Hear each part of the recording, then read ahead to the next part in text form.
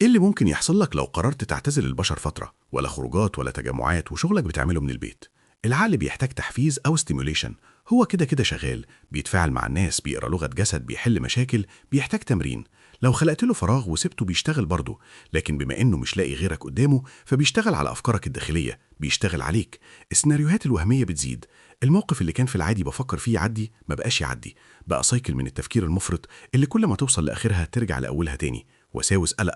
تبدأ مهاراتك الاجتماعية في التعامل مع الناس تضعف، تنزل الشارع تتوتر وتبقى خايف.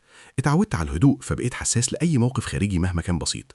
عقلك قاعد يرسم سيناريوهات تخوف جدا للعالم الخارجي اللي هو مش شايفه، فتستغرب أنا عمري ما كنت خواف كده، لتكتشف إن هويتك نفسها بدأت تتغير.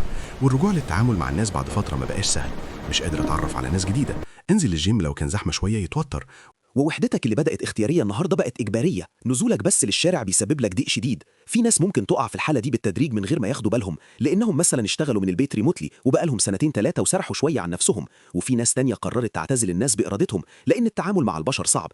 يقولك فطاري قهوتي بلا ناس بلا صداع. اعتبرني جاي الحقك. احنا ربنا ما خلقناش مهيئين للمعيشة في عزلة مفرطة، بيئة خصبة جدا لتكاثر الأمراض النفسية. فعلا التعامل مع مشاكل الناس في أوقات كتير مش سهل، ممكن تقرر تنسحب شوية عشان ترتاح، لكن أرجوك اتعامل مع الناس ولو بشكل محدد. اعتبره حاجة بتعملها علشان بس تحافظ على سلامتك العقلية.